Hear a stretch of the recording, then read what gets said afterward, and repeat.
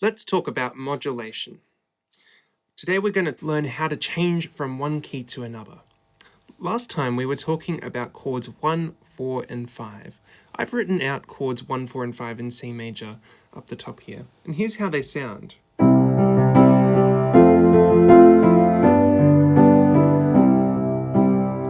And we also discussed that chord 1 is home. Chord 4 is a type of predominant chord, which makes us feel like we're adventuring somewhere. Chord 5 signposts that we're going to go home, and chord 1 brings us back home. But where do we go after that? There's only 3 chords in that cycle. Where can we go from there? Well, we can use the other chords that we have in the scale. Remember, there's 7 chords in every scale, so we've used 1, 4 and 5, but what about those other minor keys? If you want to go for a darker tone, for example, we can go to chord 2, 6, 3, 7. Now, 7's a bit of a strange case. It actually doesn't work as a predominant chord. It actually works more like a dominant chord.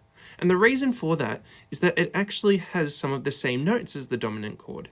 If you have a look, it has the notes B, D, F in C major, and in chord 5 we have G, B, D. So 2 of those notes are actually the same, and one of those is the leading note. So both of those, chord 7 or chord 5, both work like a dominant chord and want to bring us home. All of these chords are called diatonic chords. That means chords that belong to the scale of whatever key we're in. So those are my 7 chords. I've used them all up. But what if I get bored of them? What if I want to go somewhere else, to a different key? Well, I can use modulation, which modulation is moving to another key temporarily without changing the key signature. I'm only going there for a little bit.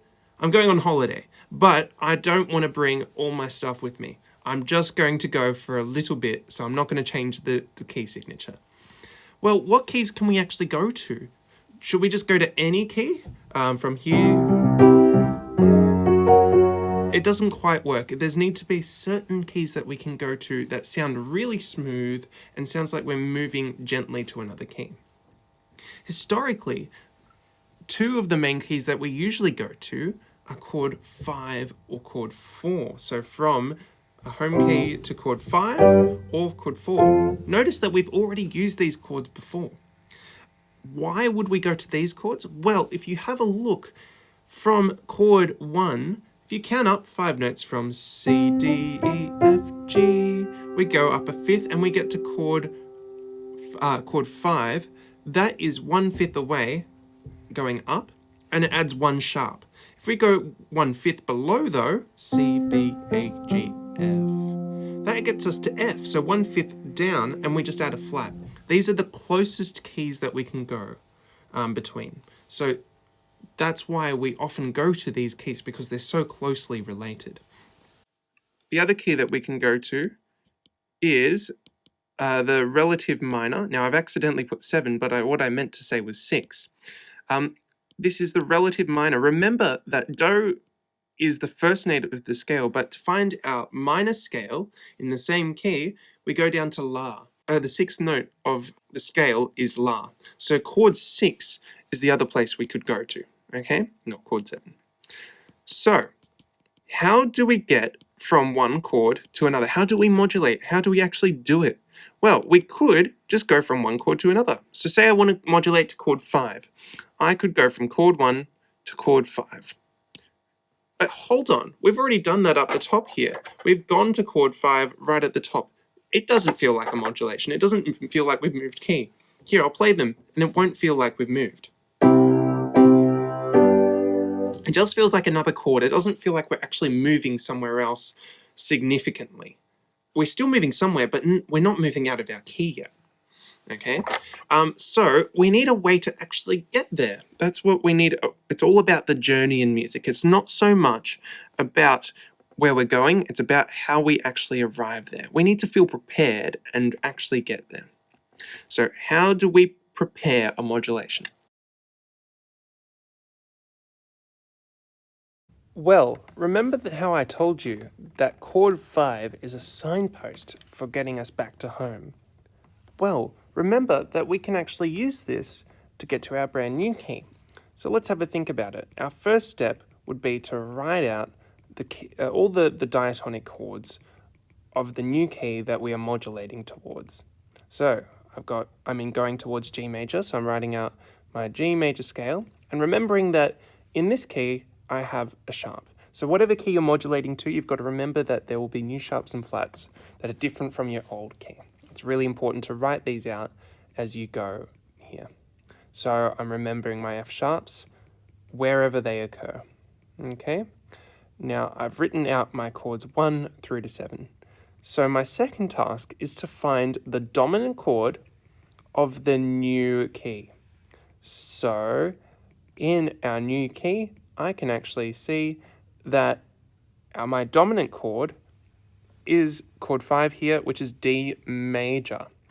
So this is going to definitely seem out of place, but it's going to tell the listener, because of that accidental, because of that F sharp, that we are going somewhere different. Okay? So it's going to sound like we're going out of our key area. So now we're going to write the dominant chord of the new key before the tonic of the new key. So here I've written out my 1 chord in my old key, C major.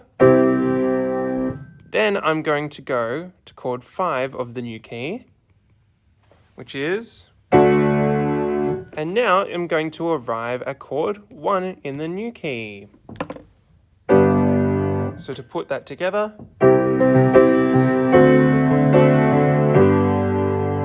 now it feels like I've successfully moved from one key to another. I'm actually have an arrival point. So remember, to have a modulation, it needs to be prepared. You need to have a dominant chord before your new tonic chord. And that dominant is the dominant of the new key.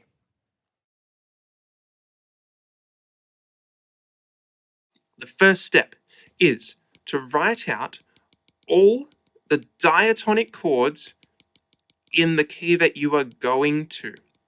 I also think it's really helpful to actually write out the chords of the key you're in as well. So do that as well. Now don't forget that in your new key, you're probably going to have a sharp or a flat depending on where you're going. So you've got to remember what notes are sharp when you're writing out your chords. For in G major, that's F sharp. So I'm going to make sure that I've got my sharps in the right place. And I remember that those are sharps. All right, and I'm writing out my chord numbers as well. And I'm also going to write out my original key and the related chords there. No sharps or flats in C major. So the second step, after I've done all of this and I've written out all my chords, is to figure out what chords are actually in common. There might actually just be some chords in common. So let's have a look.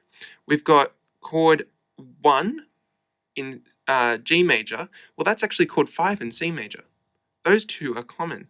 So when I'm in my original key of C major, and I go to G major, that's chord 1 of the key I'm going to. All right, what else is in common? Well, we can see that chord 3 in C major, that's actually in common with chord 6. Those two are the same. Have a look, those notes are the exact same.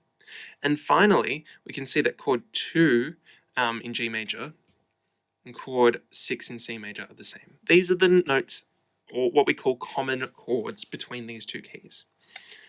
The final step here is to use a predominant chord that is in common between the two keys. And what we're going to do is we're going to use this to help prepare our modulation. We've got to follow it up by the dominant chord of the new key, so the dominant chord of G, and then finally going to the tonic key of our new key. So we need 3 ingredients. We need a common chord. We need that is a predominant. Now that rules out chord 1 because chord 1 isn't a predominant, it's the tonic. Okay, so we're going to go either the purple or the green one. So I'm going to choose the purple one. Let's keep it like that. Okay. So first I'll write out chord 1. There's my C major chord. Next, I'm going to write out my chord 6 in C. Now that is chord 2 in G where I'm going. So I'm actually going to write that out underneath. I'm going to write that this is the chord that they share in common. They're actually the same chord, but have different functions in different keys. Then I'm going to write the dominant chord of my new key. Now, remember that this one has an F sharp, and this is a big sign that we're going to a new key. If you see some accidentals, that means we're modulating. It usually means that we are modulating to a different key, because these notes do not belong in the key. So that's chord 5 of our new key. And finally, we arrive at our tonic. So now let me play you this modulation. Hopefully, it should feel like you're actually arriving somewhere.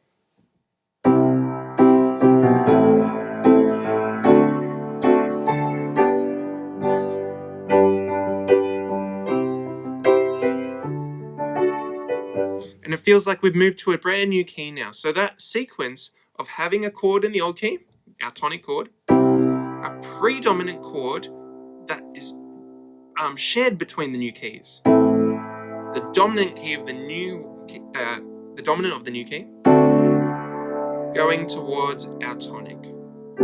We've arrived. So that's the process we need to go through.